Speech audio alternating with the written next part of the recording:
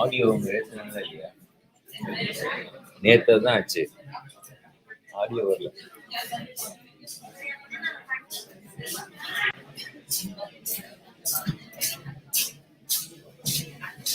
Mixer on ஆயிருக்கா?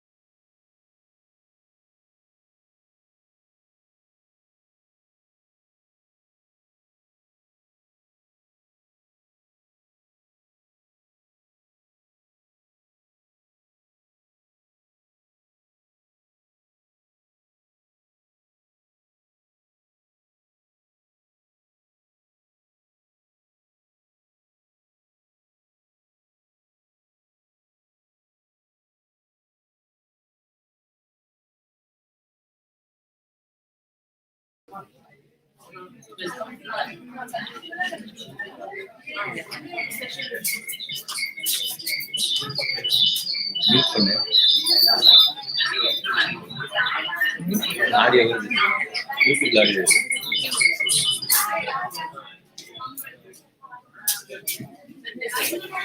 Hello. Hello. Good morning to everyone. We are about to begin the lecture session. Kindly settle down.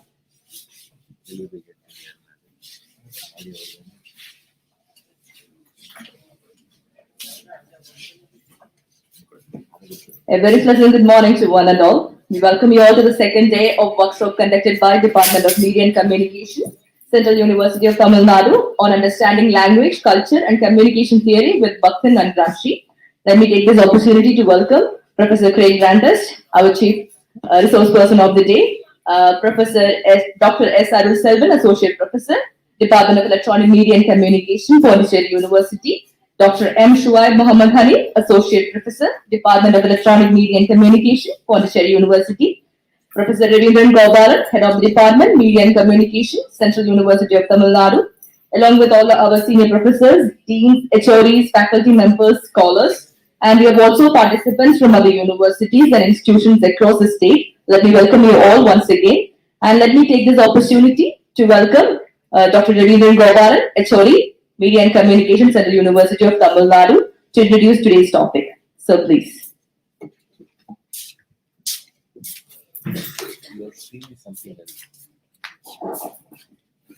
அனைவருக்கும் வணக்கம். Good morning to all the participants.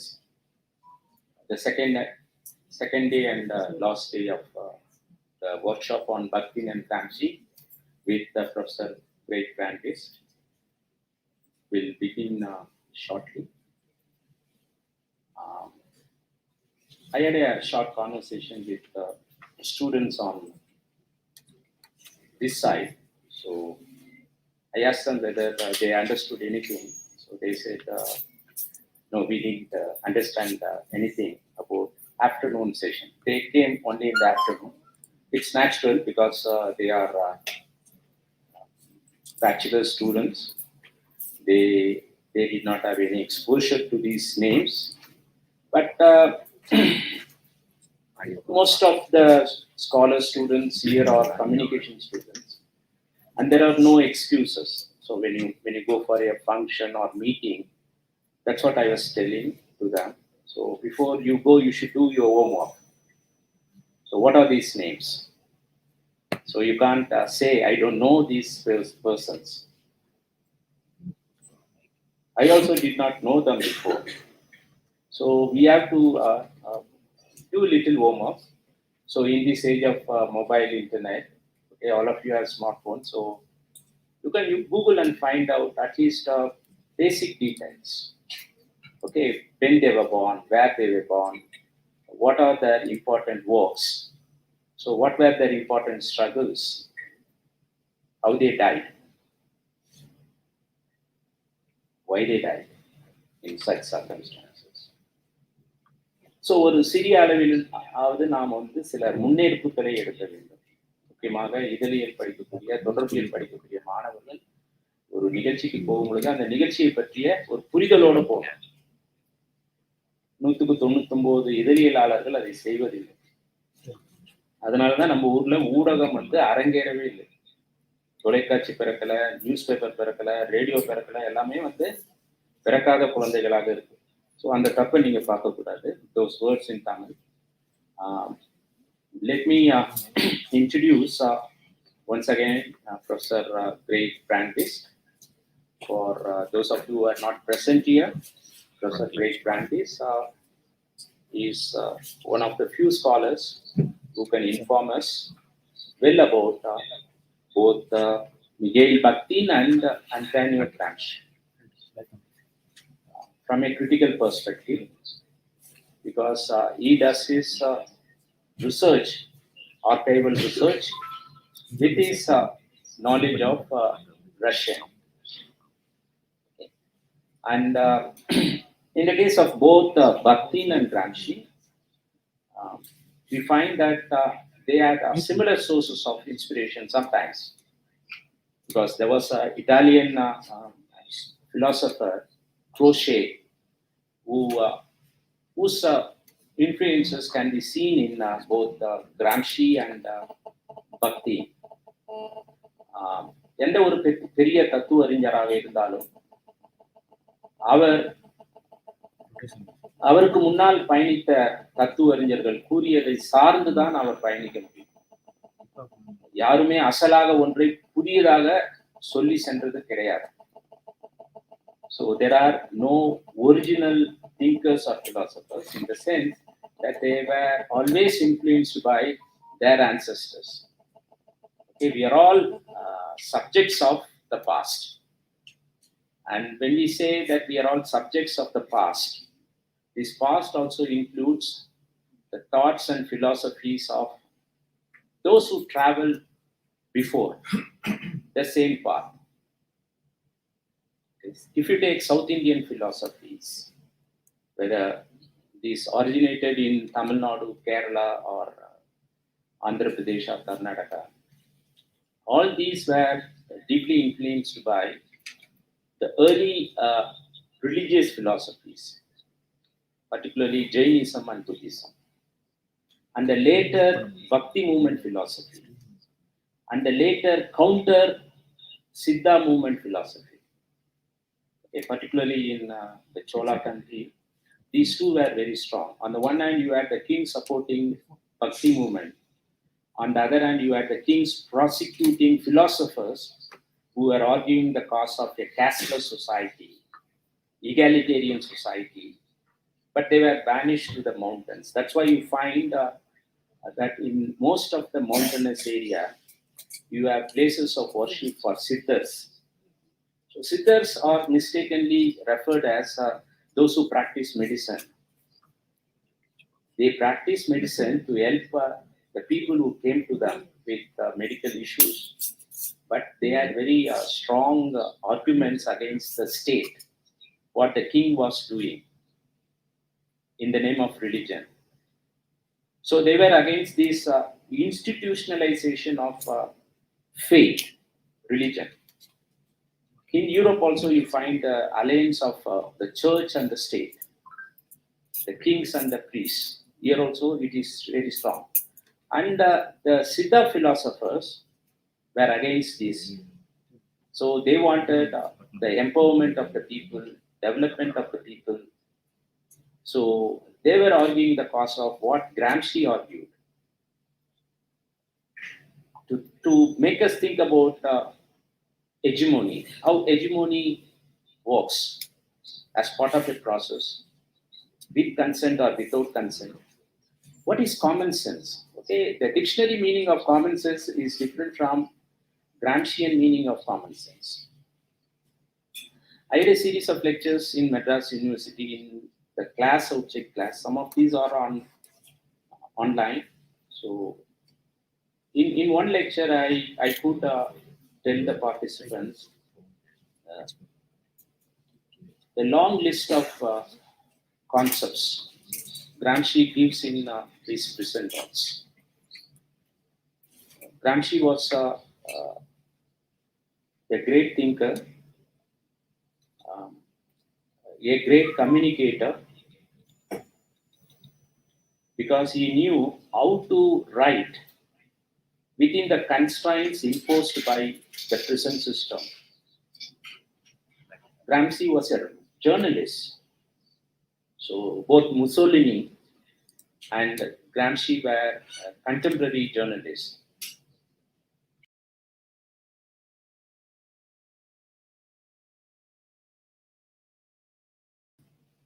Put in prison because of Mussolini. And Mussolini was hanged and assassinated in public place. And Gramsci died in very difficult circumstances. The making of prison notes is a very inspiring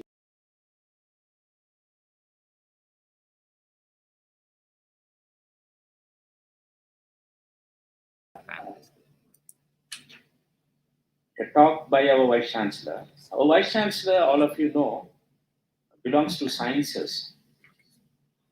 But at short notice, he prepared himself for this event on Bakhtin and Gramsci. And he read something on Gramsci.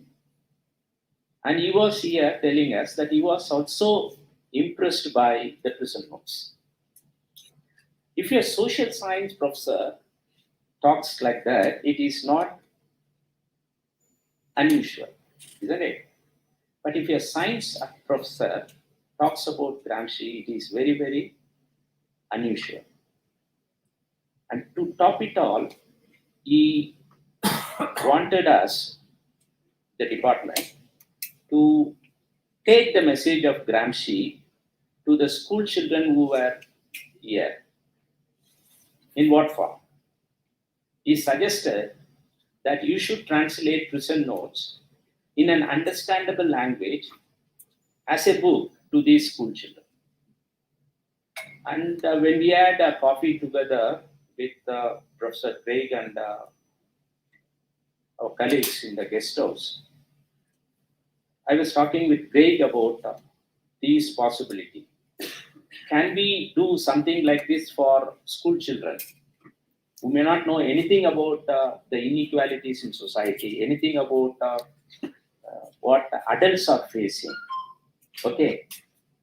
So the Gramscian questions are mostly about institutions and what adults are facing, what systems cause. But how can we take the message of these two to be adults? Okay, that's school children. And Professor Craig was very realistic and said it's better to work with Bakhtin rather than Gramsci if you want to pursue that idea of the Vice Chancellor. Bakhtin fits the bill. That is a professor's suggestion. Thank you, Professor Craig, for your suggestion. We will start working with Bakhtin and come out with a little cute little big book with cartoons or something on this philosopher, Bakhtin to begin with, Gramsci if possible, and later our native philosophers who had similar conceptions. But we don't study them in universities in India because our universities are colonial institutions even today. They were started by the British, and the post-colonial Indian education administrators have not thought about the past practices of knowledge seeking in India, in different parts of India.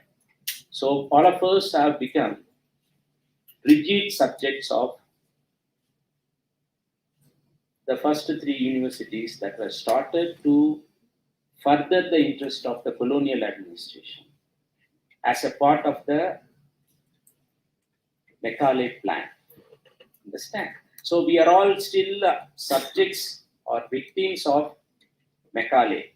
We are thinking, acting, walking, doing everything as a part of what Macaulay desired, wanted the Indians to do in 1830s. This is more like what Hitchcock did for the information of communication students. What Hitchcock did, what Hitchcock boasted about. Hitchcock was one of the very few filmmakers who knew the medium. In the sense, he had complete mastery over the medium of films. Only two or three in the history of filmmaking, they could come anywhere near Hitchcock. So when Psycho was about to be released in 1960, and Psycho was a radical film for American audience. It had bedroom scenes, it had kissing scenes, which were taboo in 1950s, 60s USA. So those days, it was a very radical film. Secondly, in terms of structuring the narrative, it was radical because for the first time in Hollywood, Hitchcock was having a character who gets killed. The lead character, female character, gets killed even before the interval. So Hitchcock's famous quote goes like this: "Even after I am dead, long after I am dead, I would be controlling the minds of the audience who would be watching my films. I would be sitting in the red and directing how they should be watching the films. So Hitchcock and Macaulay are doing the same role. And in this context, Gramsci provides a lot of pointers to think about Gramsci, Hitchcock, Macaulay, university systems, school systems, and other institutions which have come to interpellate us. So again, from the film studies point of view, the term interpellation is very, very important. Interpellation is the approximate of stitching. You stitch a cloth with a thread. You are incorporating two different sides. You are bringing them together. So when we watch, when you are listening to me, if I am a good rhetoric person, I can interpolate you. I can interpolate you in my narrative. Okay, you all become subjects of my interpellative practices. So we have become subjects of these interpellative processes of institutions which have come to control our thoughts, minds, etc. And we don't critique them, we don't question them. Even though we are in social sciences, we don't critique them. So we study, we recite in the examination, we are given degrees and we are happy with it, we go to the job. We have been made to think that getting a good job is the primary objective of life. Getting married is the secondary objective of life. Having a car or material things are the objectives. So we don't think about fellow beings. We don't think about others.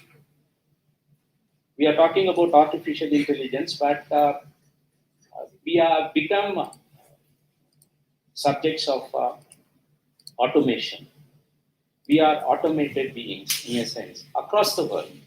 Across the world, you watch the public scenes, whether it is in Japan, Korea, or everywhere. We have become subjects of interpellation of the mobile phones. Everyone is just looking at it. So 20 years back, this was not the case. 20 years back, they were talking. They were having conversations. Conversations in public places have become casualties. They have been killed. Particularly in society where privacy in public spaces is important. Of course, in India, it's a different case. Privacy issues do not figure in public spaces. So when we read prison notes, we are enlightened about all these questions. So Gramsci is very relevant in 2022 for countries like India. And there are very many interesting terms and coinages, and of course, he is also contradicting, and Professor would be talking also about these contradictions. Any great thinker is meant to contradict his previous positions. And that could be possibly because of the way the prison notes were written. Okay, these papers and stationery were smuggled into prison by his sister-in-law. In the making of any great philosopher, women played a great role. In the case of Nietzsche, the French philosopher also, you find the role of a woman. In the case of Gramsci, Gramsci's sister was responsible for getting in the precious resource that is the paper and pen. And she also helped him to smuggle them out. And that's why if you look at the prison notes, they are written in a unique structural form. They are not long winding essays. They are very, very short passages. Okay.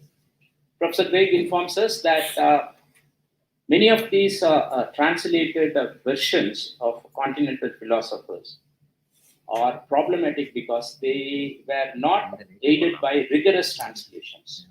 In the case of Bakhtin, also yesterday, Professor mentioned that there are problems. So let us not trust the English translations fully. So in fact, in the case of Gramsci also, his entire works have not been translated. The first book in English came in 70s. I think it was Noel Smith, and it was a selection. Only selected notes were translated. So there is a lot to learn in this session from Professor Craig. I stop here. I welcome Professor Craig to the floor.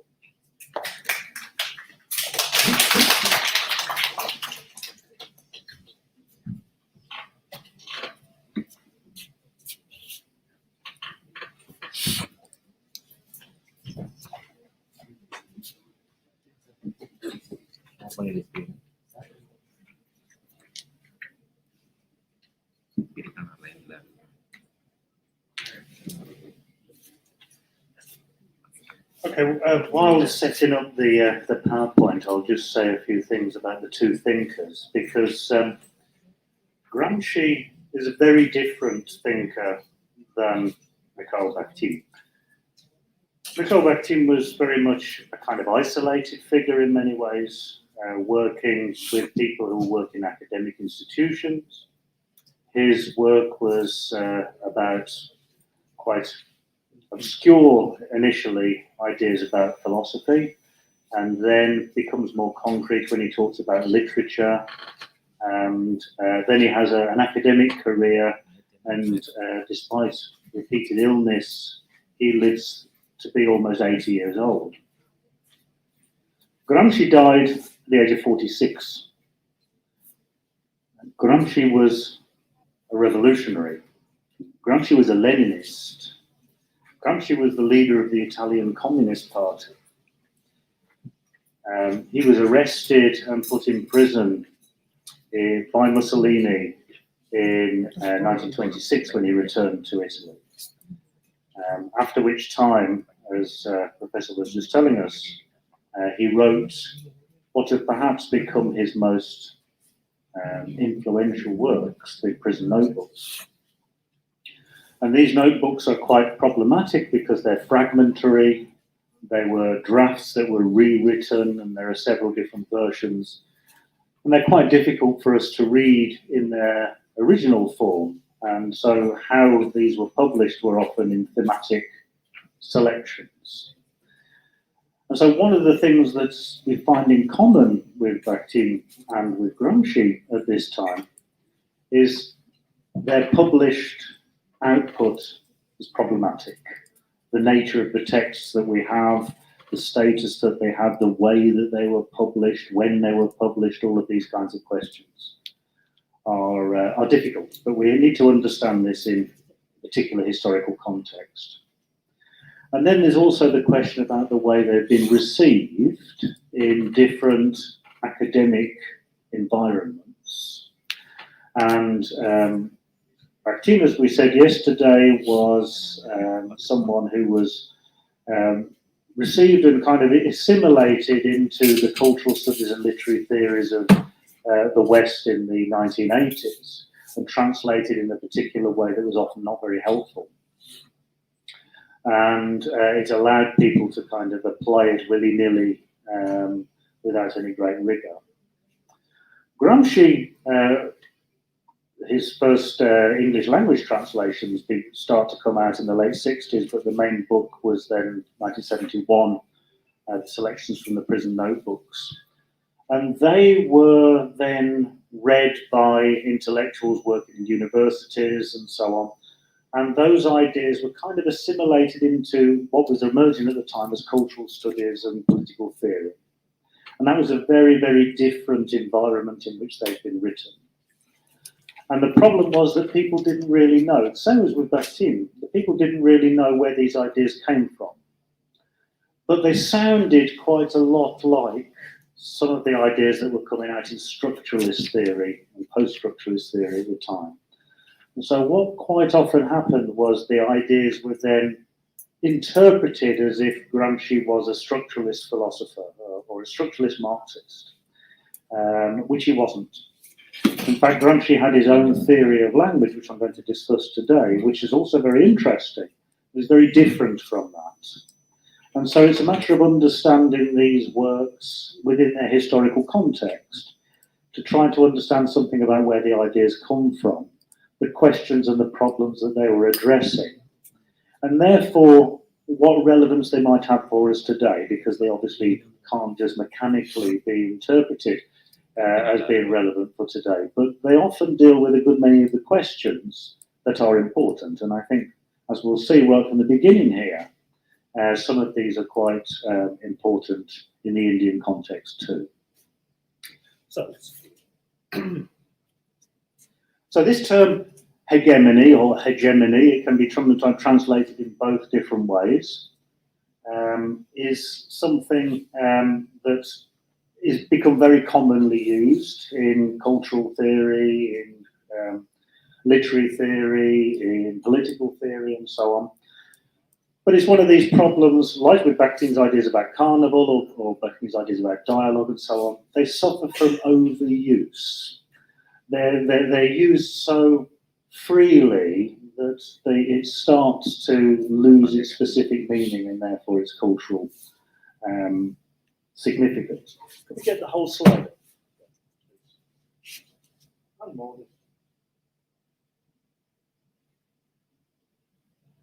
That's it. Okay. Thank you. So what happens is this term, I'll pronounce it as hegemony, and I'll explain why in a moment. But it's used so freely then in social, political, and cultural theory. And what it's really about, and this is the idea with which Gramsci is popularly most associated. It relates to how authority is exercised and how authority is negotiated. As I said yesterday, like the colonial situation in India was one that was negotiated between the elites and the colonizer, and we can't really understand exactly how it worked otherwise. But one of the problems is that with the rise of postmodernism, post-structuralism, and so on, these theories have been kind of read into a different intellectual context. And this has led them to be kind of distorted and stretched and really presented as something meaning something different, very different than they meant originally. So it's been read into that different theoretical framework of the 1980s in particular. The history of this term is a long one, and that was something that wasn't really recognised. Louis Althusser, the great French structuralist Marxist, writes an essay in which he says that Gramsci invented the term hegemony, but it actually goes back to ancient Greece. This obviously wasn't very helpful either. And it also had an important history in the revolutionary movements and so on. So what I'm arguing is that these ideas are important, but they need to be understood as coming out of a particular historical moment, a particular historical situation, and that they have a particular intellectual background. And central to this is the context of the Russian Revolution and the revolutionary wave that swept Europe in the early 1920s, and the formation of the Communist International, of which, of course, the Indian Communist Party was a member, and the Indian Communist Party really formed by the middle of the 1920s as a really organised force. So it comes up at the same kind of time. And when Emin Roy, for example, was in Moscow negotiating with the Comintern and so on, and the Indian Communist Party was being set up, this was the time that Gramsci was in Russia, doing exactly the same thing with regard to the Italian Communist Party. Okay, so it comes out of this same moment and needs to be understood in that particular moment. So it needs to be understood then in that historical moment of the Russian Revolution and its aftermath. But also it needs to be understood in relation to the specific situation in Italy. not least the unification of Italy as a nation, the formation of Italy as a nation. Nations are a very recent phenomena, and Italy is no exception. And the question about the formation of the national language in Italy, which was a big issue at that time. And interestingly, this is one of the things that gives it relevance for India too, where, of course, you have not one national language, but there are political controversies over the role of Hindi, as I was talking to one colleague yesterday about, that comes in this way, and then the role of English, of course, has that particular role. Let's get the whole thing. Okay. Okay, so Italy comes into existence through a process called the Risorgimento in 1861. This is not uncommon. Most of the European nations that we now assume have been there for a long time were formed around the same time. Germany, Belgium, all of these places didn't really exist, certainly in the form that we understand them today. I mean, Italy was no exception. So what happened was that Italy, then the Italian peninsula, was unified as a single state. And one of the leaders of the Risorgimento, whose name is here, comes out with this quotation shortly after Italy is formed: "Italy is a fact, now we need to make Italians." I.e., most people didn't regard themselves as Italian. They didn't have a sense of national identity as Italian. It didn't, and this was fairly common across Europe. When many people emigrated to the United States at the end of the 19th century, and they went through Ellis Island, the processing center in New York, they were asked what their nationality was, and large numbers of people had no idea what they were being asked. They just didn't understand. And so it's really important to understand how important the recent nature of the notion of nation and of national identity and so on is. So as Italy became unified, one of the biggest problems they faced was there was a very different level of development in the north and the south of Italy. The north of Italy was quite heavily industrialized. The south of Italy was quite poor and undeveloped, or at least it was an agricultural society where the Catholic Church had very big influence. And this gave rise to something that was known at the time as the Southern Question. How can you create a nation state and a national identity and so on when the country is so split developmentally, culturally, and in other ways too? So this is one of the main questions that they faced. And the thing was that so there were so many political, economic, cultural differences between the north and the south of Italy, but also there were linguistic differences. Italy didn't have a popularly spoken national language. There's a map that needs to go. There's the map. Okay. So here, if you look at Italy as it emerged then in 1861, what became known as Standard Italian was spoken by no more than 12% of the population.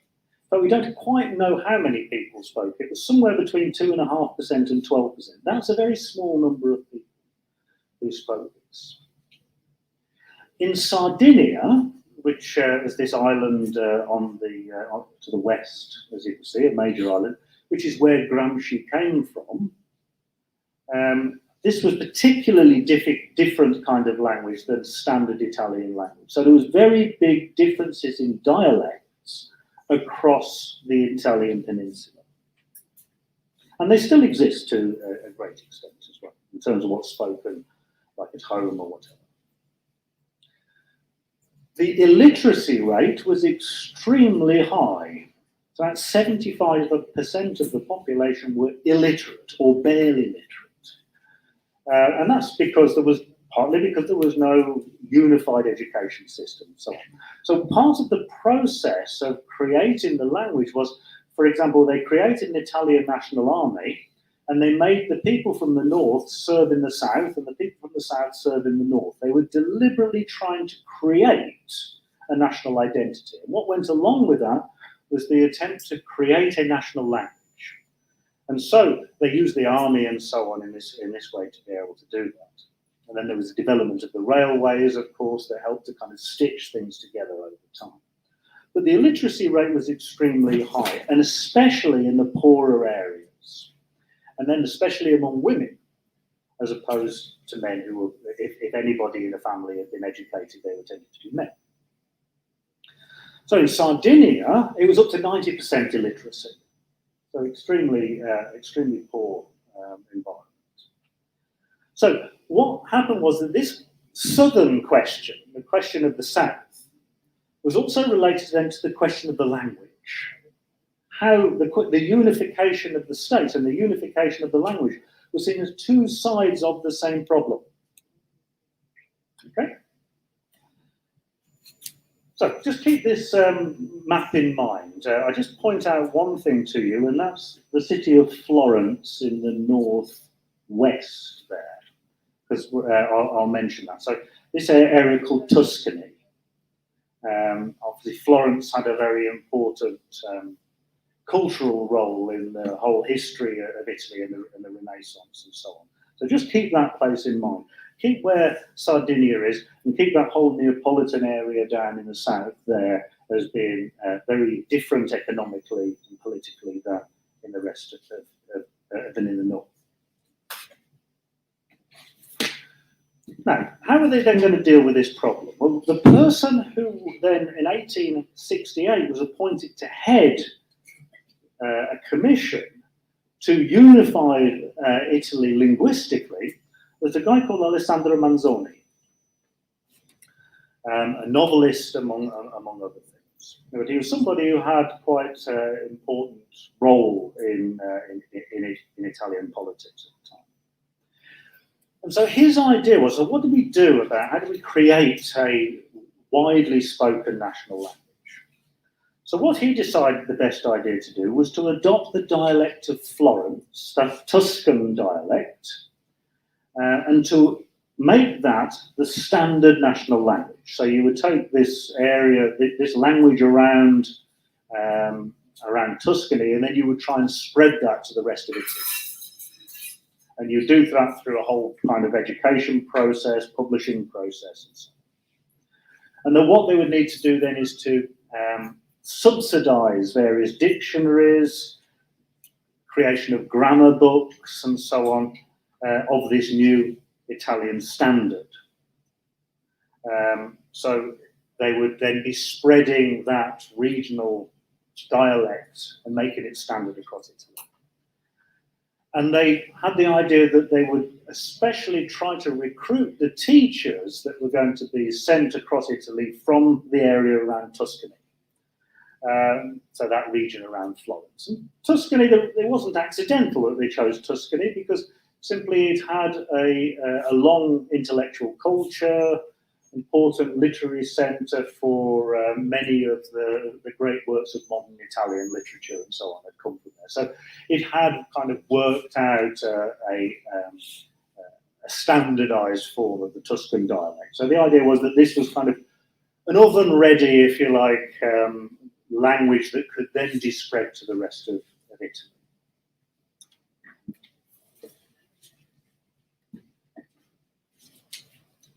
So, now the problem was that not everybody agreed that this was a workable solution.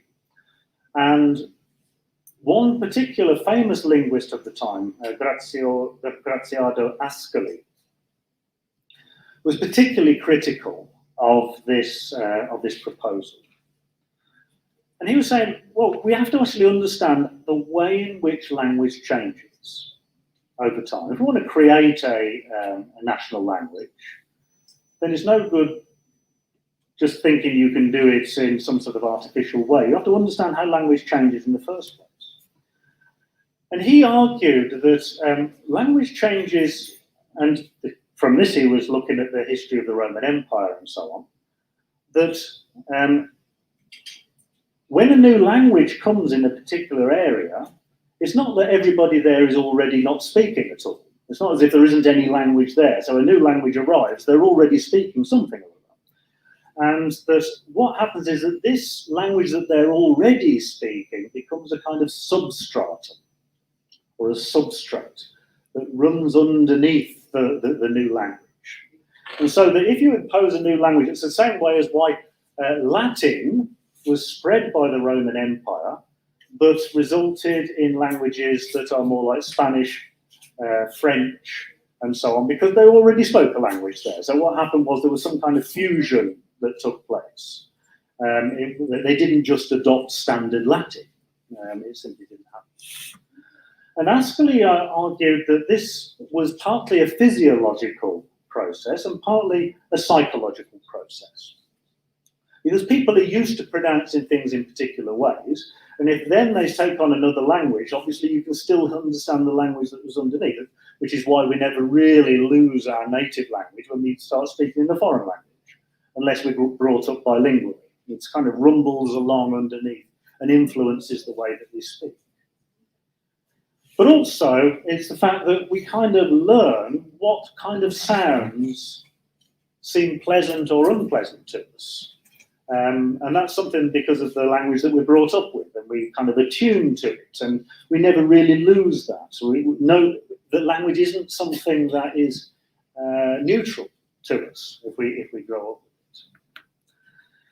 And so what Ascoli argued was that when we look at linguistics as the study of language, then we have to understand it as a field that's related to ethnology, that's related to anthropology, related to biology. It can't simply be separated off as some abstract question that can be treated as if it isn't deeply integrated into the various aspects of our lives and our communities.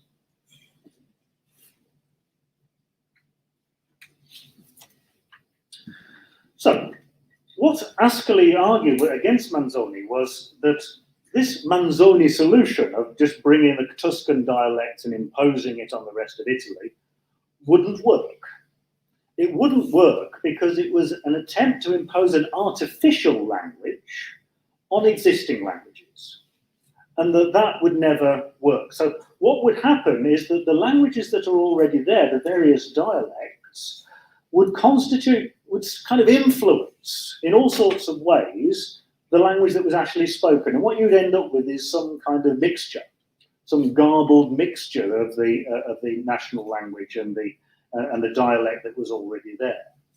So this substratum would continue to exert a strong pressure, a strong and continuous pressure on the standard new language that was introduced. And that would change it in all sorts of different ways. And that you wouldn't end up with a unified code. What you would end up with is different versions in different parts of Italy. That's all that would happen. And so from a pragmatic perspective, simply it won't work.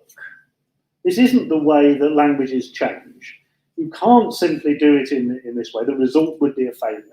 And that's what Ascoli argued.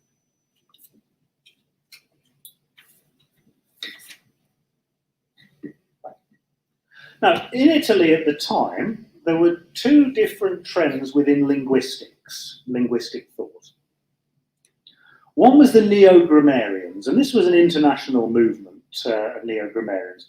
And this is probably something that begins in the Asiatic Society in Calcutta and then is kind of spread in the development of comparative philology.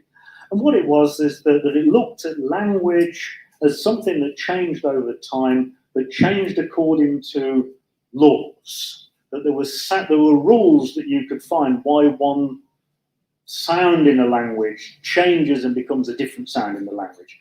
So it would be a matter of treating language as if it was a kind of natural organism and that it developed according to certain natural processes. And that you can determine these laws about the way that the language changed. How did this idea first develop? Well, it first developed in Calcutta, as I said, because they were trying to decide what was the original Indo-European language.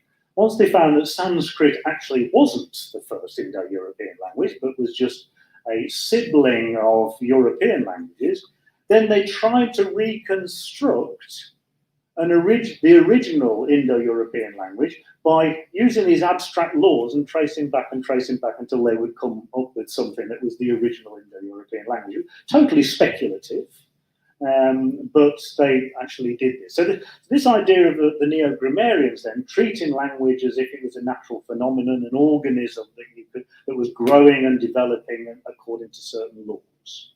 So that was one trend within linguistics at that time.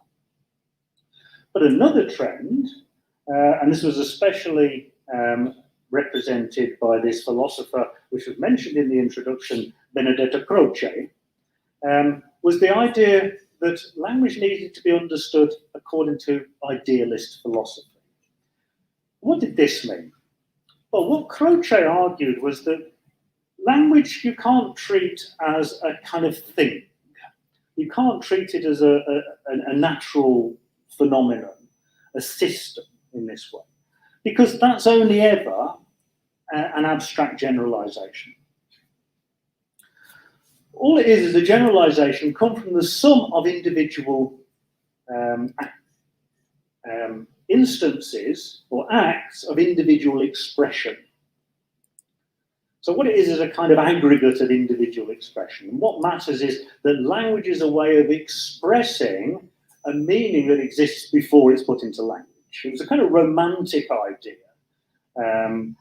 So first of all, you have the thought in a sense, and then it's kind of manifested in the language and so on. So what mattered then was this concrete use of the individual speech. What becomes known as a speech act, I guess, but it's very different than the one that Bakhtin developed at this time, although it has some kind of combination, some connection between them. Because it's that idea that language is not just some empty system of signifiers, but is actually always filled with some kind of content and some kind of intention. But what Croce wanted to do was to treat this as an individual thing, something that's kind of born from the individual mind. So this was Croce's idea. So these were the kind of field in which linguistics existed when this debate about the creation of the Italian national language was taking place. But then there was another linguist here, Matteo Bartoli. Matteo Bartoli was teaching, he was a professor at the University of Turin in the north of Italy. And it was Bartoli who was the supervisor of Antonio Gramsci when he was there as a graduate student in around 1913. Okay. And Bartoli had some interesting ideas about language. And he tried to overcome this division between the neo-grammarians and the idealists. And so what Bartoli argued, and really he was developing some of Ascoli's ideas here. He said that language can't be separated from the culture, society, and the history of its users. And language doesn't exist apart from the users. You can't really understand it in that way. And if we want to understand how language changes and develops, then we have to look at what happens when different languages come into contact with each other. So different dialects or different phases, earlier and later versions of language, come in contact with each other. What happens at the border between those languages? And so what he argued is that you simply don't get just two languages that sit next to each other and don't influence each other. Rather, the languages, when they exist next to each other and come in contact with each other, always enter into some kind of conflict and struggle.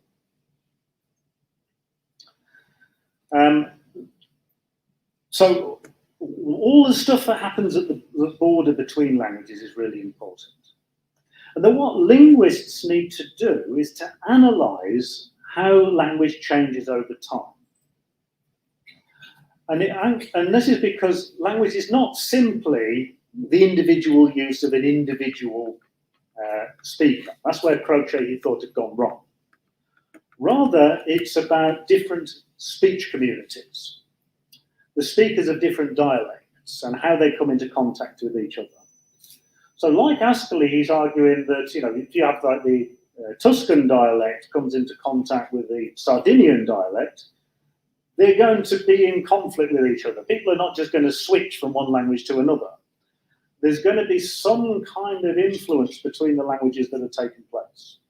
And it's a matter of understanding what that interaction is.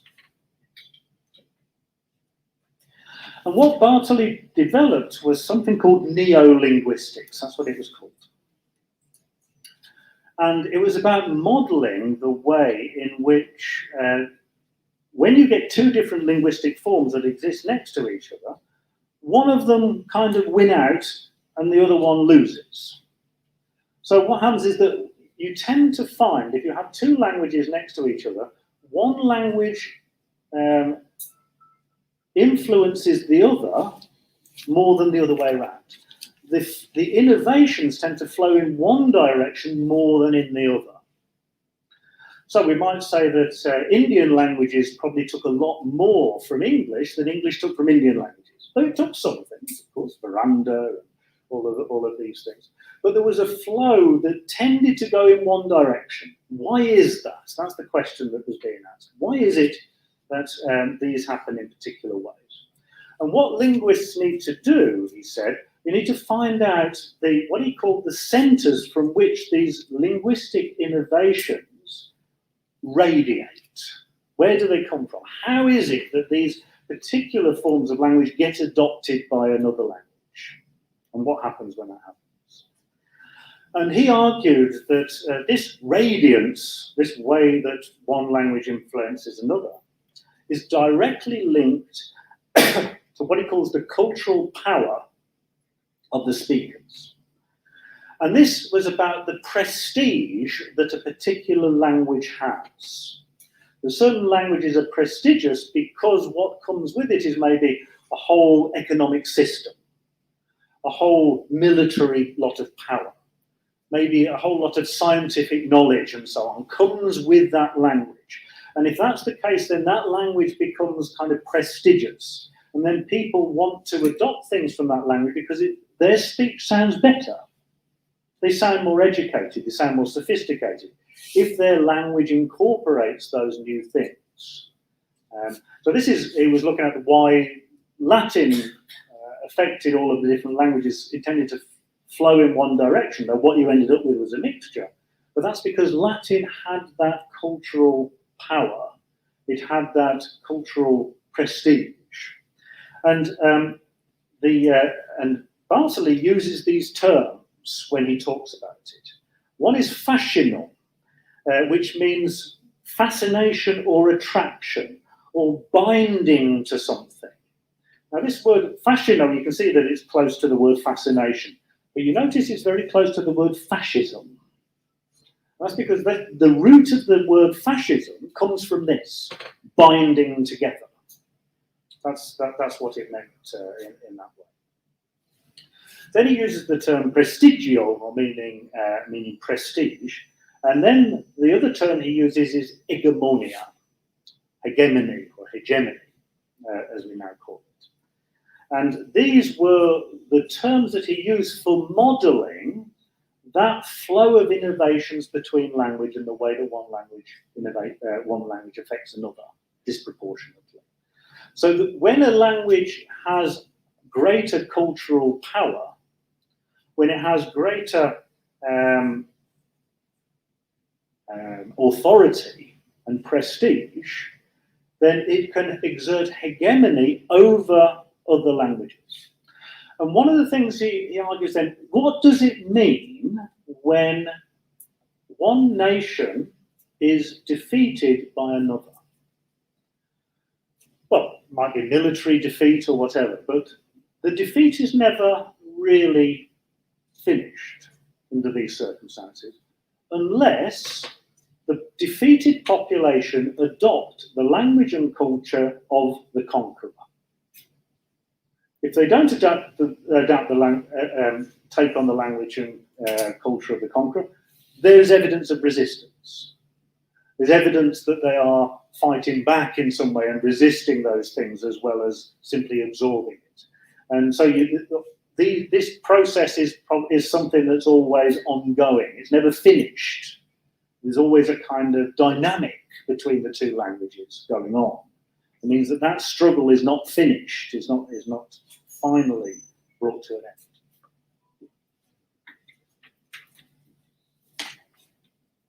Okay, here's the young Antonio Gramsci. Born in Sardinia in 1891. Very poor place, as we said. It was 90% illiterate at that time. The dialect of Sardinia very different from the rest of Italy, particularly distant from the standard language.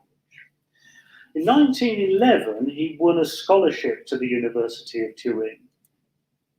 So it was an unusual situation for someone in his situation.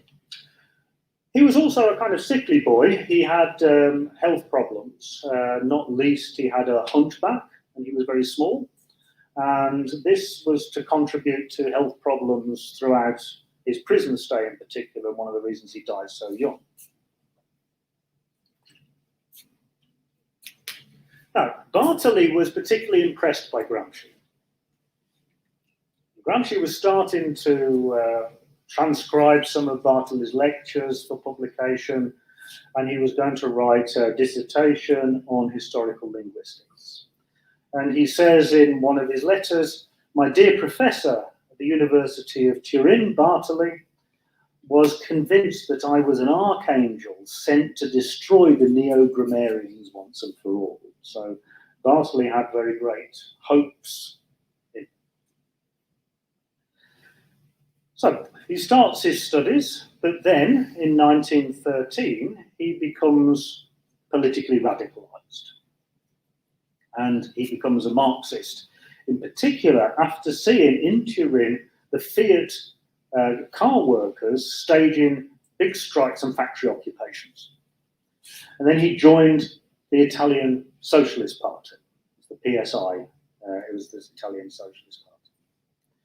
And after some time, by 1915, he was so involved in these political movements that he dropped out of university and became a socialist journalist. So his earliest works that we have are journalistic articles written in Turin at this time. So Turin was the center of the Fiat car industry, it still is. It was really central for the industrialized working class in Italy. And Gramsci, of course, had come from Sardinia, which was much more of a backwater, and was clearly impressed by the workers' struggle that was taking place around the time of the First World War. So this is the beginning of his revolutionary career. So the 1919 and 1920 is a period called that's generally known as the Biennio Rosso, the 2 red years. And during this time, there was a whole load of factory occupations.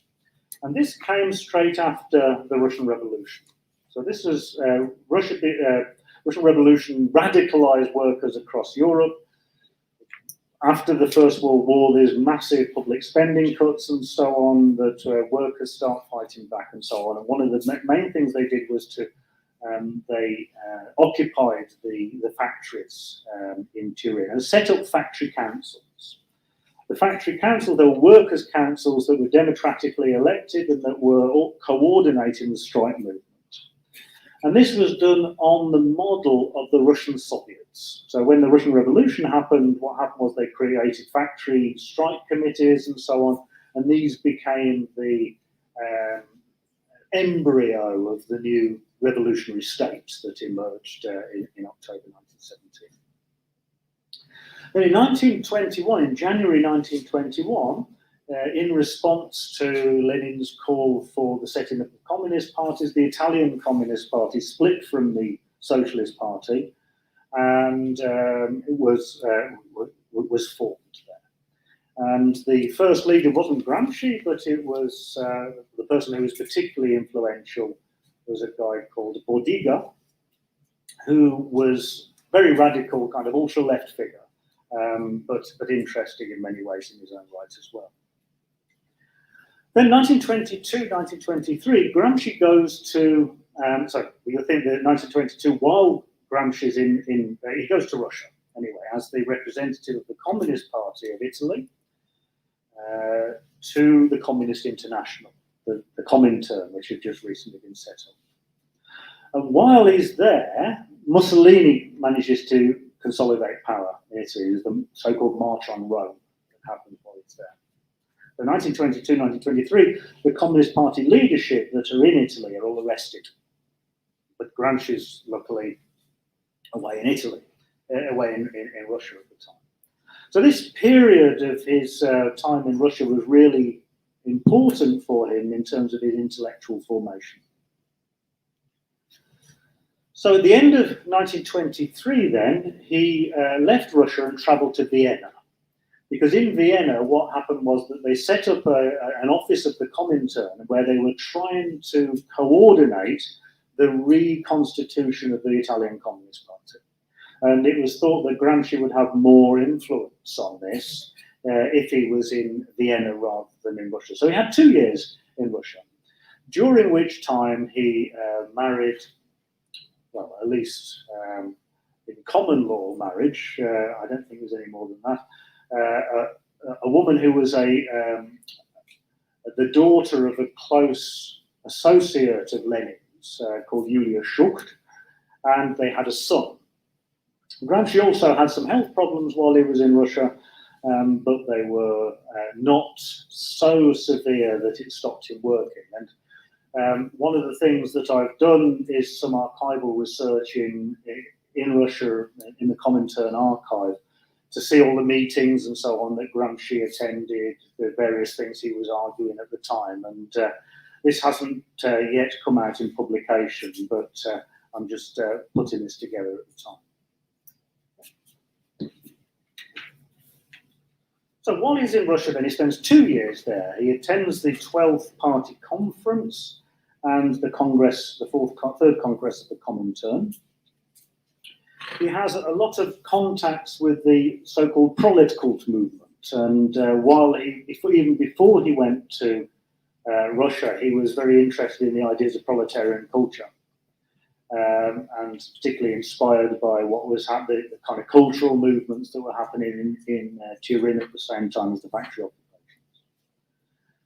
So he had all of these contacts with the leaders of Proletkult, Alexander Bogdanov probably, but certainly others as well.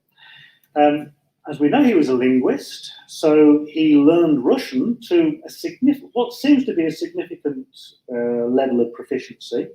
He was certainly able to translate some works by David Ryazanov, his preface to some of Marx's texts that were being published at the time, that were then published in Italy. So there's some discussion about just how good his Russian was, and I know that when he went to speak, he still had interpreters go with him, but nevertheless, as I say, as a linguist and someone who spent that time in Russia, he came to a significant level of Russian language. He was meeting with all of the major Bolshevik leaders at the time. So he met Lenin on at least 2 occasions. He met with Trotsky on a number of times. Bukharin, Zinoviev, Lunacharsky, all of these important leaders. Zinoviev particularly interested in this result because he was the head of the Comintern. And so Gramsci was meeting with him regularly while he was there. During the time that Gramsci was there, he gives a series of lectures about the history of the Bolshevik Party. And there's a whole chapter and a lecture that he does about this, about the notion of hegemony and how that's used in Russian Marxism and where that came from, which I'll come on to in a moment. So obviously this had an important influence on Gramsci's ideas. So he had regular contact with all of these people right through to his arrest in 1926. So he was arrested on his return to Italy and put in prison. Now, obviously, being put in one of Mussolini's fascist jails was a very negative experience, without any doubt at all. But one of, we might say, the positive things that it had was that this was the very time when Stalin was winning control of the Communist Party and stamping his authority and his dogmatic view of Marxism on the various communist parties around the world. And the fact that Gramsci was put in prison at this moment meant that, to some extent at least, he was spared some of those kind of crippling ideological distortions that Stalin brought in, ideas about socialism in one country and all of these kinds of issues, and what the implications of all of that were. Okay.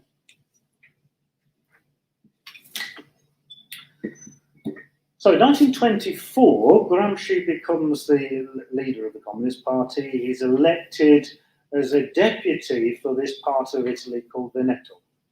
And at that time, if you were an elected member of parliament, you were given immunity from arrest.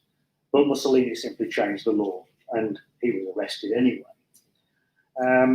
1926, while he's just going to Italy,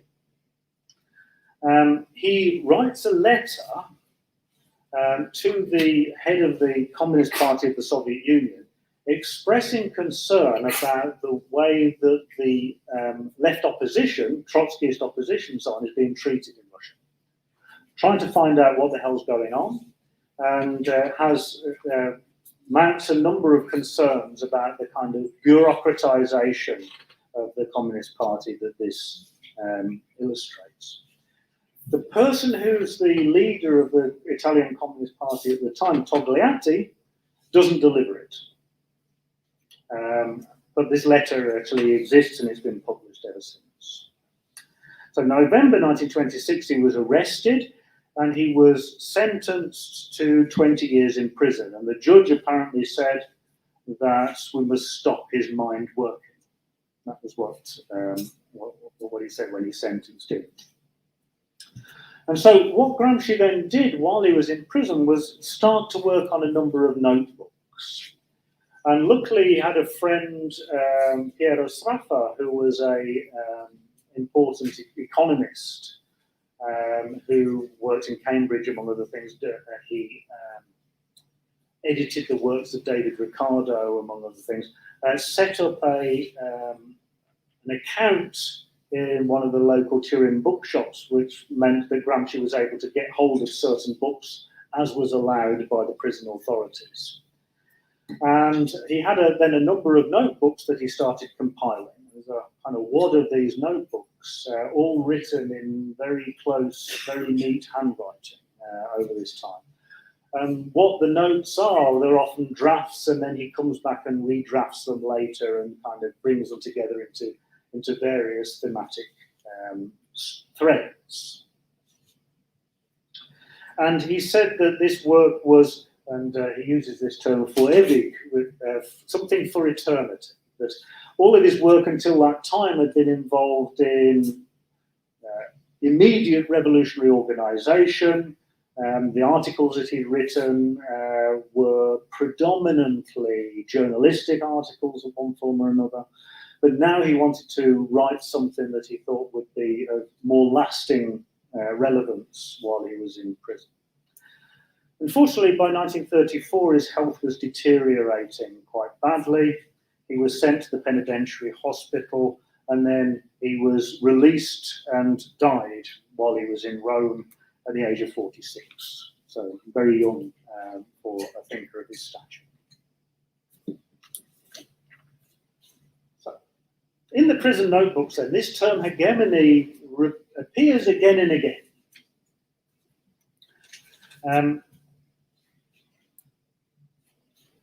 And so we need to understand what it actually meant in linguistics, being as Gramsci was trained as a linguist and so on, but also what it meant in politics.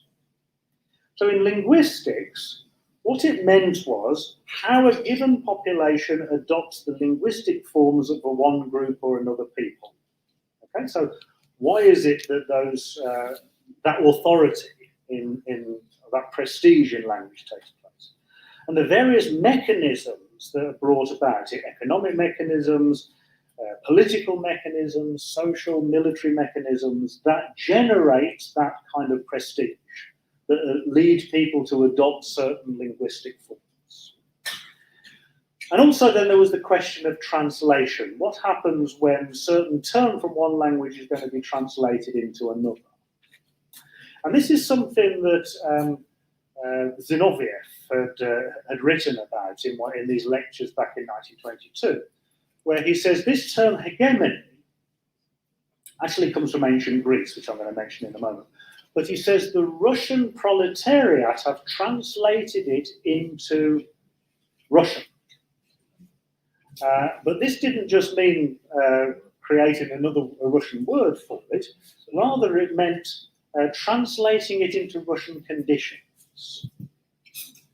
So if we look at the term hegemony in politics, it has a much longer history. The term is hegemonia, and it comes from ancient Greek. And it comes from about 5th century BC, the time of the Athenian democracy. And what it referred to in various works of classical antiquity was that, Greece wasn't a nation state, it was just a lot of different city-states. But the city-state around Athens had the most influence. And so when there was some conflict, say, with the Persian Empire and so on, they looked to Athens to lead resistance against the Persian Empire. But why was it that it was Athens that had that authority? Why was it Athens that people looked to for leadership in that way? And so what it meant was that Athens had hegemony over the other city-states of the Iberian Peninsula. Okay? That was the idea. And this meant military supremacy, but also meant cultural superiority, and it meant that they would exert some kind of leadership politically. So that's what the term originally meant. It gets used a bit in international relations and things like the hegemony of the British in the Ottoman, in Turkey or whatever. It gets used in these kinds of ways back in the 19th century. But only at the end of the 19th century, it comes into Russian Marxism, where it adopts a particular meaning. And this was related to a particular analysis about what happens. So Marx wrote about the development of capitalism, the emergence of revolutionary movements and so on, but he was talking about Western Europe. And he was talking particularly about Britain and France and so on. And in France, so in particular, the French Revolution had been led by the French bourgeoisie, the independent bourgeoisie that had struggled against the autocratic state, the absolutist monarchy, and overthrown them and so on. But if you looked at Eastern Europe, there was no bourgeoisie that was capable of doing anything of the sort and creating nation states. It simply didn't exist. This is one of the reasons why Napoleon, when he went to Russia, didn't find a bourgeoisie that he could appeal to and was like a fish out of water. So what the argument was that even these basic tasks of the bourgeois revolution, creating a nation state, creating a national language, creating possibilities of freedom of association, freedom of speech, basic franchise, all of these things we associate with bourgeois democracy, that couldn't be done by the bourgeoisie because they simply were not strong enough. But what was strong enough was because of industrialization, the proletariat was strong enough. The proletariat was becoming increasingly concentrated in factories in places like Moscow, St. Petersburg, and so on. The biggest factories in the world were there. But it was still a rather small minority of the Russian population. The majority were peasants and people of various, the colonized people of the Russian Empire spread over a large area, who were largely illiterate, spoke only non-standard dialects, found it almost impossible to organize on any widespread basis. Only the workers, they thought, would actually be able to organise on a national basis. And what needed to happen was that the workers needed to exert leadership over the peasantry. And this is what they called hegemony. Hegemonia in Russian. And so it meant the fact that you have a revolutionary movement that would be leading to what Marx had called the dictatorship of the proletariat.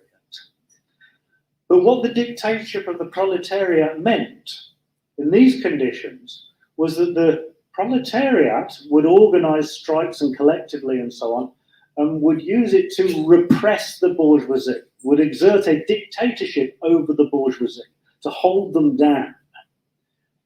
But they didn't want a dictatorship of over the peasantry, rather they wanted to exert hegemony over the peasantry. They wanted the peasantry to see that their interests were the same as the workers. They wanted the peasantry to accept the leadership of the workers in their struggle for land and so on.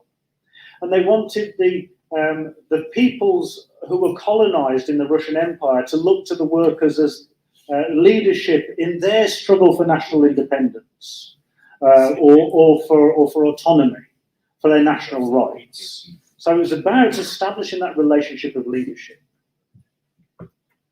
And it was also about then how would the Russian Revolution be able to survive internationally. And it would only be able to survive internationally if it was able to become the leader in an international struggle that would bring in behind it all of the colonized masses of the world. And that's why it wanted to spread the communist parties throughout the colonized world and so on, in order to be able to build a movement that would then be able to take on capitalism as an international phenomenon. Okay, so it had these two different meanings. Can we have the next one? And after the revolution, this term becomes particularly important. This term smychka. And you see this, what now? Yeah. Huh? At 12. At 12. Okay. So, yeah, so this notion of smychka meant the union of the peasantry and the proletariat. And we see it here in this porcelain, the peasantry and the proletariat being together. So after the revolution, the question was, how do you hold together the peasantry and the proletariat into a single revolutionary movement? And this was called the smychka. It's a term that you find throughout the works of Russian Marxists after the revolution. And what they were arguing was that the proletariat can only improve their conditions in alliance with the peasantry and the former oppressed nationalities. They need to form this union, this alliance. But also those groups need to see the Russian proletariat as their leaders, as the way that they can achieve their ends over this time. And Bakhtin writes at one point that the political hegemony of the Communist Party and the proletariat and so on must rest on the economic hegemony, the adaptation of industry to the peasant market. So you have to make sure that the peasants are able to make a living, that they're able to advance their own conditions if you want to actually establish and maintain leadership over this time.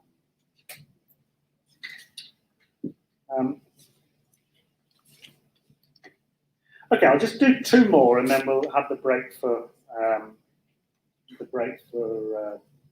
tea break. Okay, next one. There was a linguistic dimension to all of this. Because when the revolution happened in Russia, there was a real fragmentation of the old national language. They had big problems with regional differences and illiteracy.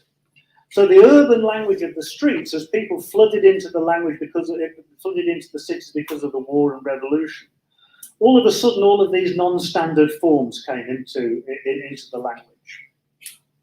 Various neologisms, acronyms, and so on. Jargon, various foreign words were all kind of used in public discourse around the time. And this was a real problem. So the language becomes a mess, if you like, within the cities during the time of the revolution, reflecting the kind of upsurge language that takes place. And these people who were only basically semi-literate ended up in administrative posts that had previously been occupied by the Tsarist bureaucracy.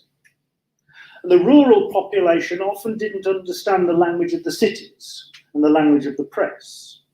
And this became a real problem. What do you do with that? And so there were all sorts of debates about, we need to create a public Russian language that people use that's also close to the language that they use. That you can't simply use the old Tsarist language. You need to create this new public discourse. And there's all sorts of debates and institutional projects and the development of the press and so on that's going on at the time to deal with this very question.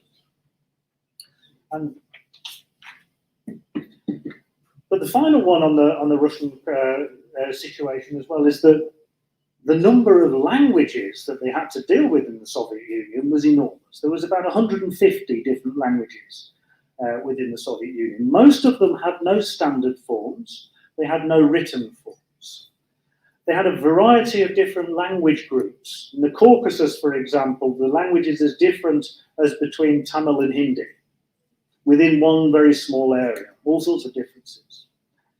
So what they needed to do was to send out linguists and ethnographers to work with local intelligentsia, the local intellectuals. And in some areas there simply weren't any because they were largely nomadic people, for example. But where there were, to kind of engineer a standard from the various dialects. Because what they promised the masses was that you had the right to be educated and administered in your own native language. And this is something that had been denied them by the Tsarist regime. And then there was the question about what alphabet you would use. There was real problems using the Russian alphabet because the Russian alphabet carried with it all these ideas of the Russian Empire. But in the southern states of Central Asia, the main people who were literate were Muslim clerics. And they spoke Turkic languages. But the Turkic language is not easily rendered in Arabic script. So they had to, if you were going to have an Arabic script, you had to change the Arabic script in order for Turkic language. So they decided, rather than do all of this, which would have given the Muslim clergy a lot of power, they decided, well, we'll introduce the Latin language, Latin alphabet, because in this area of the world, the Latin alphabet is completely neutral. And so what they were trying to do then was to create this kind of multilingual environment in which people could all participate. And this went under this term of Korenizatsiya, literally nativization or indigenization, about how you would make sure that in the different national republics that were emerging at the time, the local population would be predominant, that they would have special privileges to enter education and so on, and would be able to establish their own particular form of government and so on. So this was the things that Gramsci learned about while he was in Russia, all of these things that were taking place. And then when he gets put in prison, he kind of reflects on this and what does it all mean for Italy? And we'll have tea break and then I'll come on to that and then we'll finish.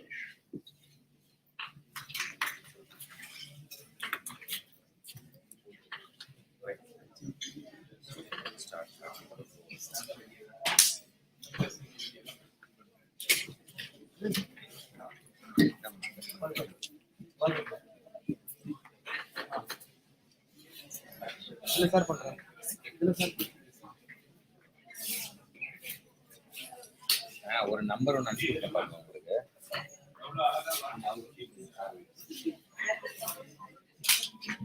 உங்களுக்கு text message number அனுப்பிடுங்க பாருங்க. பாலச்சந்திரனுக்கு அவர் இருங்க வெளியே நிற்கிறீங்களா பாருங்க.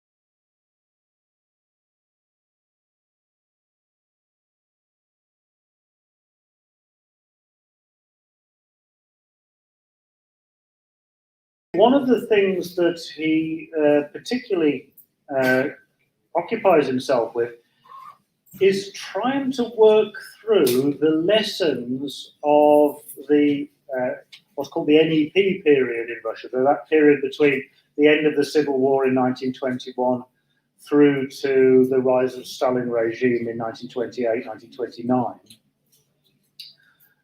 when the Bolsheviks brought through these massive progressive reforms, sought to overcome the heritage of colonialism, and sought to create a truly popular public discourse and public sphere in which people could operate. So when Gramsci talks about hegemony, then he's kind of synthesizing that Russian use of it and then the use of it in Italian linguistics. And so when he's writing in the prison notebooks, he's not still a Leninist, still a revolutionary, trying to build the Communist Party and so on. And obviously the question that's central to that is what is to be done, as in the name of the famous book that Lenin writes in 1902. But there also the question is how, what the current Italian ruling class is doing. How is the current Italian ruling class managing to hold on to power? How is the bourgeoisie seeking to establish its hegemony? What are the consequences of that? How can we combat that? How do we set up a different kind of hegemony that would lead the peasants and the masses more generally in a general movement, first to overcome fascism, but then to move towards a classless society and so on. So what he's doing is he's looking at these questions about how people understand the world, like the way that say the national minorities in Russia, their understanding of the world fundamentally changes at that time. Whereas previously they looked on the regime in Moscow as a colonizer, as an exploiter. Now they start to understand this is a source of resources, that it's that they are able to achieve their cultural development and economic development because of their alliance with the Russian proletariat and so on. And this meant, as it did in Russia, that aspects that previously revolutionary thinkers had probably not given great attention to become more important. So, for example, those questions about the way that you use language, the role of literature, the things that people read, the role of cinema, for example, the role of popular culture, how all of these things affect the way that we conceive of the world and contribute to our worldview and the worldview of the masses more generally, become important aspects of consideration. They become important aspects of consideration in Russia after the revolution. But what Gramsci's argument was that they needed to become part of the consideration of the revolutionary movement in Italy even before the revolution.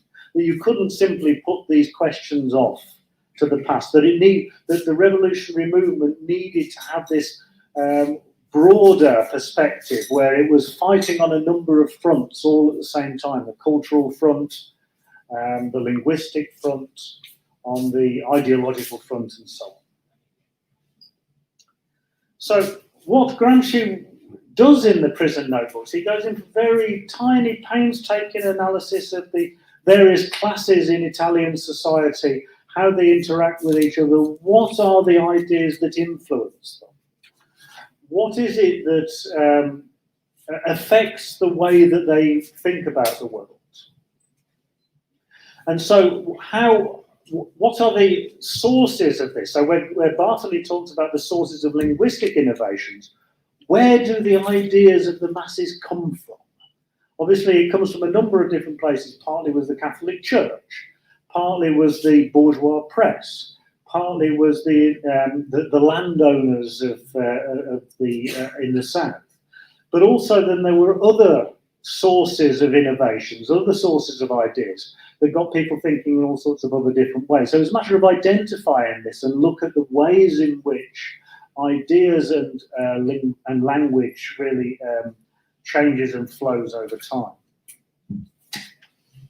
And fundamental to this was then, how do you build this alliance between workers and peasants? Somehow the bourgeoisie had managed to achieve a kind of alliance between the north, the industrialists in the north, and the landowners in the south. They built some kind of alliance that had established itself and expressed itself in fascism. But what had happened was that this had meant that the south of Italy had remained particularly undeveloped, particularly poor, and so on. And the peasantry in the south of Italy in particular remained under the intellectual dominance of the Catholic Church because of their subordinate position, because of their lack of literacy, education, and so on. They had been particularly open to the ideas of the Catholic Church, because the Catholic Church in those areas had prestige. So the ideas that they took on, and the language and the terminology and the ways of thinking, had prestige that came from the Catholic Church in particular. And the big problem was this absence of a national language, this absence of a kind of sense of national unity, of this sense of national identity that would enable the building of a progressive alliance between the proletariat and the peasantry that would challenge that of the alliance between the northern industrialists and the southern landowners and the Catholic Church. So the thing was, how do you forge an alliance between the workers in the north and the peasantry in the south? How do you make the peasantry look to the proletariat for leadership, to understand that they need the proletariat as a leading force in a revolutionary movement? And how do you make sure that the workers in the north understand that they need to keep the needs of the peasantry in the south in mind if they're actually going to be able to progress and win their own interests? So this project of hegemony then comes to mean something very concrete under these circumstances. And the absence of a national language was a significant obstacle. So those debates about the formation of the national language were not abstract, were not academic arguments. They were deeply political arguments for the moment. Okay. So when Gramsci talks about language, it doesn't just mean a load of words, a system of signs. He means this in this way that comes from Bartley and comes from the whole tradition that comes from Wilhelm von Humboldt and so on. That somehow every language embodies a worldview. The language isn't something that's empty; it's something that's full of ideological significance. And here you can see there's some kind of parallels between the ideas of Bakhtin and so on and Gramsci. But Gramsci had a very much more direct political agenda in this. So there's this quotation from part of the prison notebooks, which I'll just read out here. It seems that one can say that language is essentially a collective term that does not presuppose any unique thing, neither in time nor in space. There's no such thing as a language as a thing. Language also means, even at the level of common sense, culture and philosophy. It can be said that a speaker has at least his own language, that is, his own way of thinking, his own way of feeling. So everybody speaks a language differently. We all have our own linguistic quirks, our own linguistic styles, intonations, and so on. All of those things are different, and that is expressive of, or it manifests our own particular worldview. as an individual. But the thing is that this goes beyond individuals, because you share a language with your peers, with your social group, with your age group, with the people of your class, the people of your occupation. You share a language, and you obviously share perspectives with them, and that you can't simply treat language like the neo-grammarians did as a kind of just a technical means where you have the sound laws and so on. Rather, it has to be understood as something that's kind of embedded in our culture, that it's a facet, a dimension of our culture. And so, in parts of the prison notebooks, Gramsci talks about translation and what it means. And here he's talking about translation meaning not just in a linguistic sense, but how do you translate the lessons of the Russian Revolution into Italian conditions? Because translation is not simply about finding the same word and whether they resemble each other or whatever. It's more like finding a structural parallel that can embody something that's carried over between one language or another. So you can't mechanically and literally translate from one language to another, or you end up with something that's obviously the syntax is different, the grammar is different. You end up with just something that's not understandable. And this goes for political lessons as well. You can't simply say, right, we'll do what the Russians did in Italy. Rather, in order to do that, we have to say, well, what are the equivalent of the Soviets in Russia? So this might be the factory councils and so on that Gramsci worked with. How do you find equivalents for the question of creating this public discourse and so on? What are the resources that we can find that actually lines up with the lessons of the revolution? How can you bring about the essential aspects of the revolution into Italian conditions? How do you translate it into those new historically different and culturally specific conditions? So for Gramsci then, translation means establishing networks of connections between cultures. So finding out what the structural equivalents are. And as I said, the Soviets and the Italian factory councils here. So those terms that usually use simply to mean linguistic things here mean about ideology, but they also mean about that idea of learning and finding the structural equivalents for political transformation. And in this, Gramsci then starts to use the term grammar to mean something that's much bigger than we normally think of. We talk about grammar, normally what we mean is the rules of a language. Of course, a grammar is only ever a kind of imperfect description of the way that language seems to work in a particular environment. But because language, in this sense that Gramsci uses it, embodies a conception of the world, grammar means the intellectual order. So if we think about grammar in language, it's about the structural features of a language, how it works, the particular ways that parts fit together and how they relate to each other. That's the grammar of a language. But what about if we think about the worldview of the person in the mass? What is their language? What is their grammar? Do their ideas have some kind of coherence? Do they fit together so that they have some kind of intellectual order? Are they in some way coherent? Or are those ideas fragmentary and broken up into all sorts of different influences coming from all sorts of different places?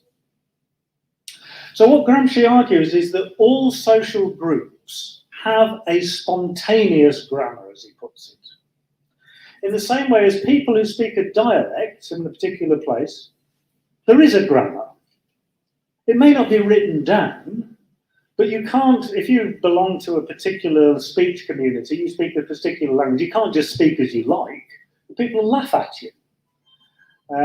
You might get teased or something like this, and what it does is it starts to impose certain standards upon the way that you speak.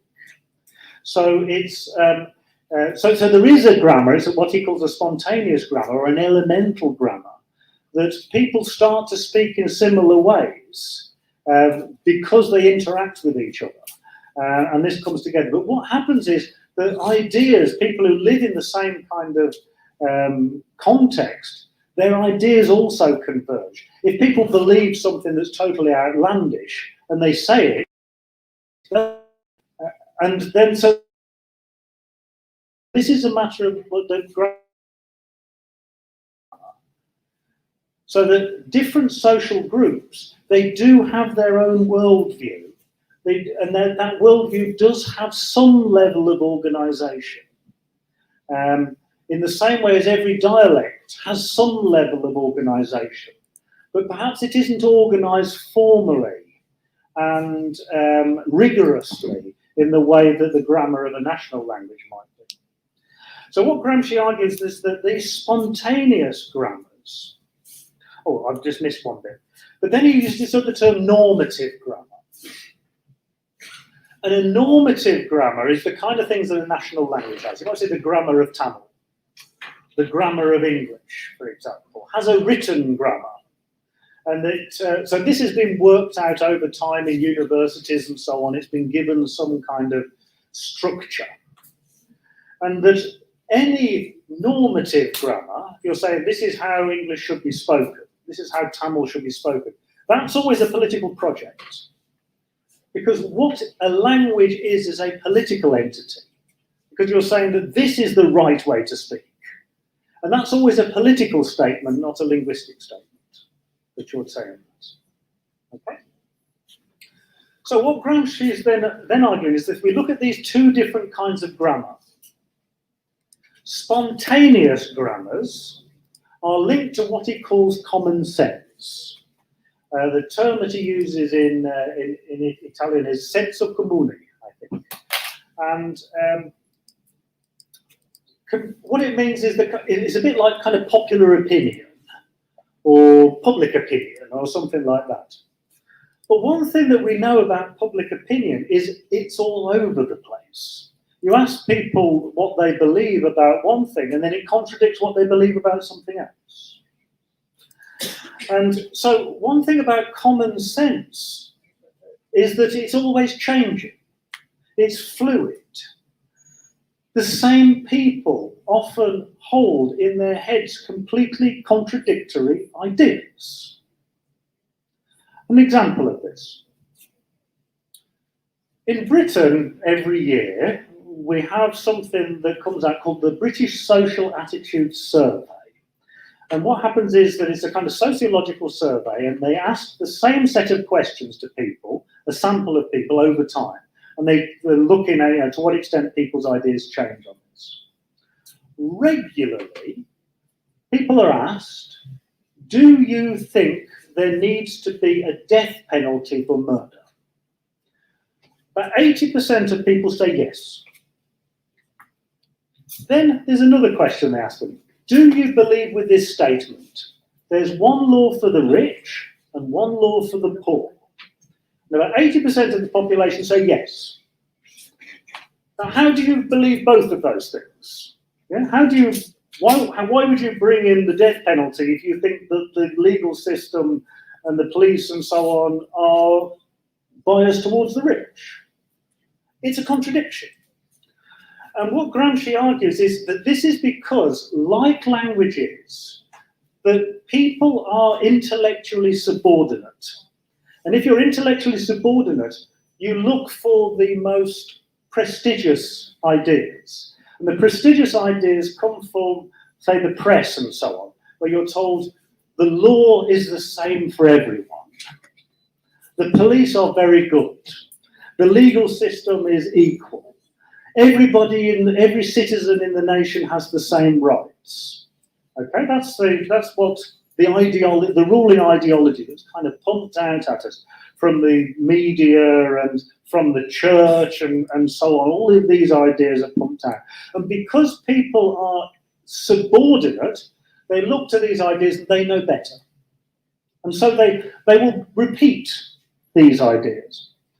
But why is it then you have something like people believe is one law for the rich and one law for the poor? And that's because they have their own experience and they have their own community experience. They have their own class experience. They know that when they meet the policeman's probably corrupt. The policeman's probably going to be oppressive. He's not going to be helping everybody individually in the same. They have that experience that's very much of their own. And so what Gramsci is arguing is that that is a kind of spontaneous grammar that needs to be developed. And the problem is that why it is that the ruling class can rule is because people have not been able to develop a coherent perspective on the world. They have not been able to develop a coherent, systematic view of how the world works and what their position is in it. Rather, they've got kind of flashes of inspiration and knowledge, and then they just accept ideas from more authoritative sources.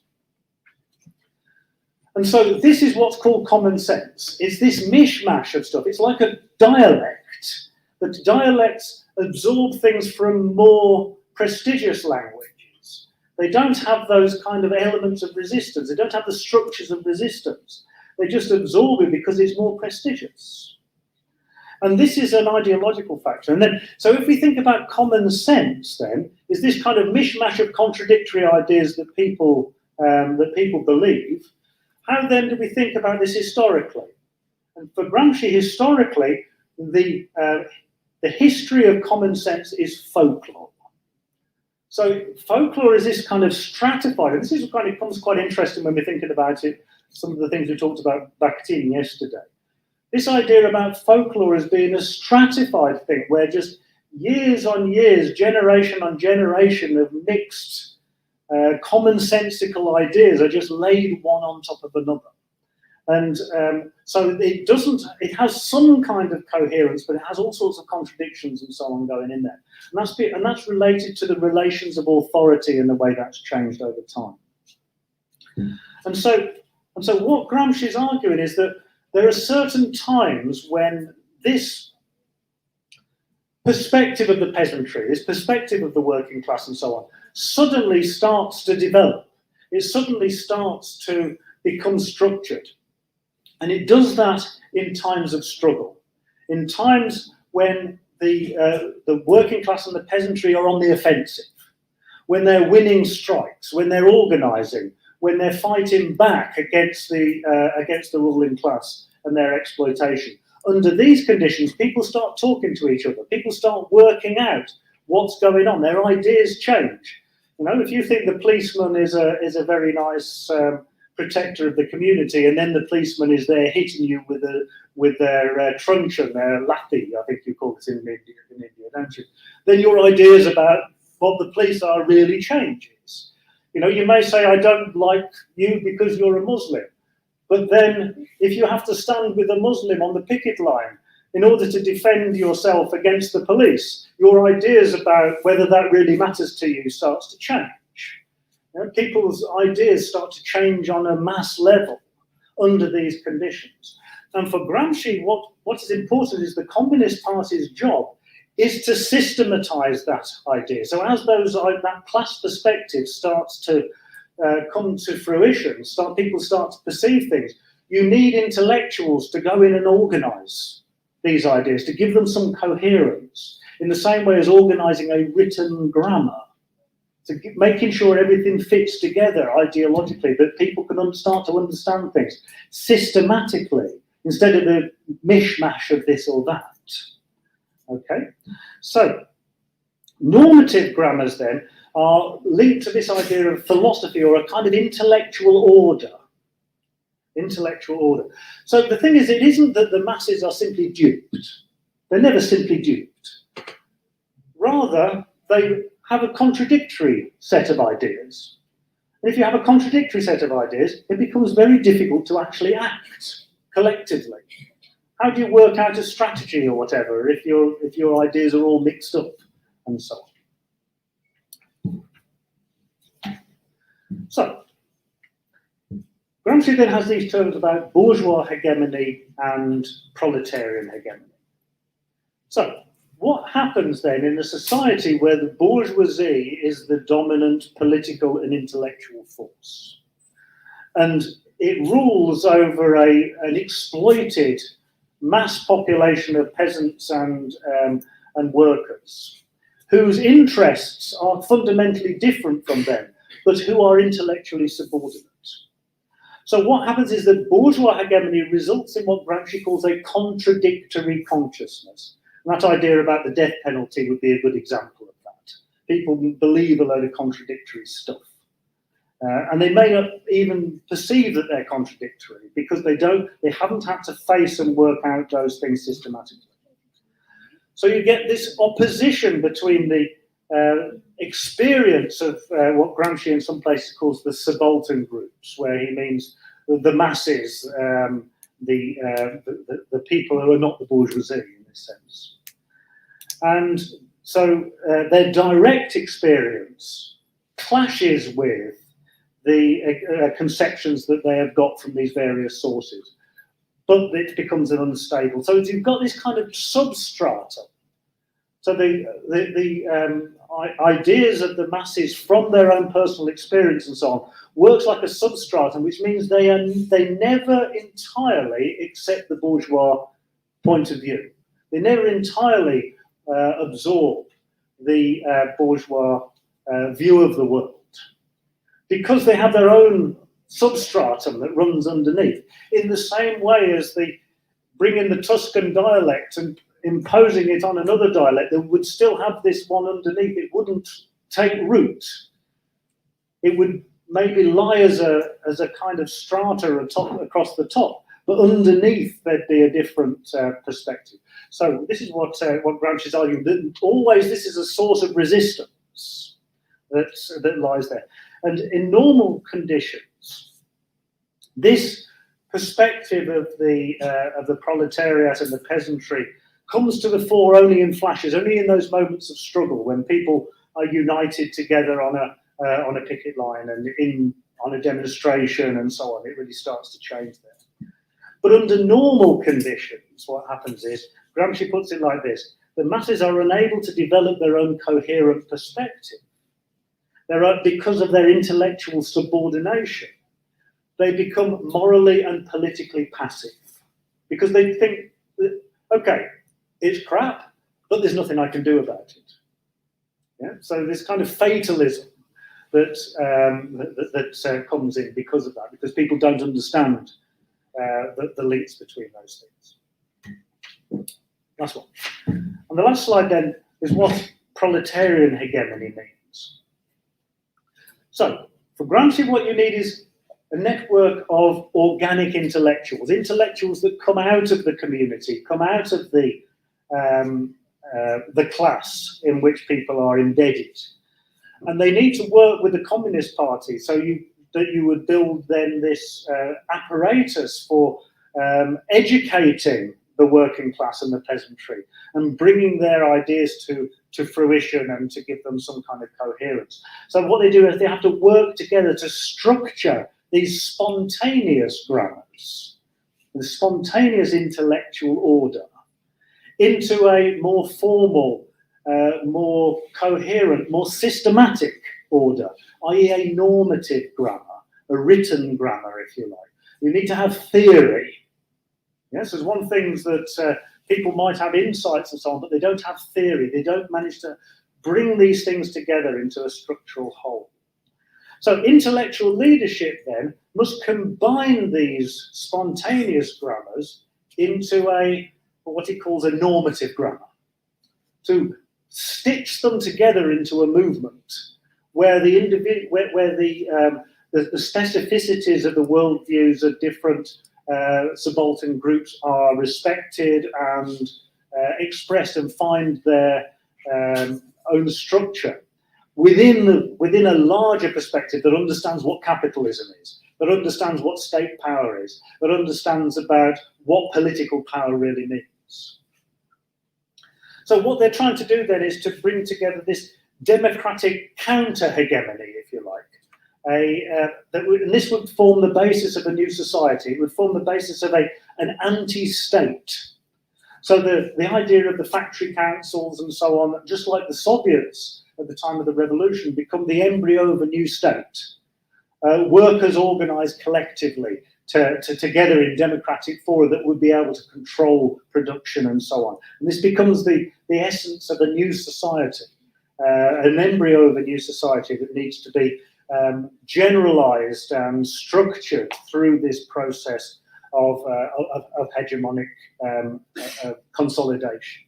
And this would replace the existing state then. Ultimately, then, this would then build a movement that would be able to smash the existing bourgeois state and replace it with a structure that would be able to repress the bourgeoisie and to bring about a condition that the proletariat and the peasantry would be able to achieve the status of being a ruling class in society, of becoming a self-governing body because of their spread and development of their own intellectual capacities and so on within the context of a mass movement. Thank you.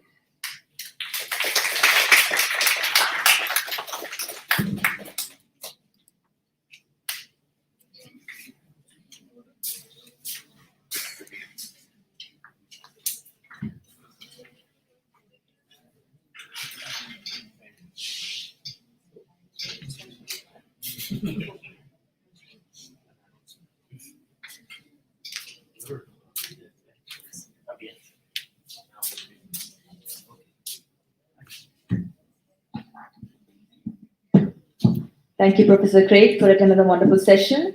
Now we are going to split for lunch break. Before that, a couple of announcements. Those staying in CUTN guest house, we request you to please pay your room and food charges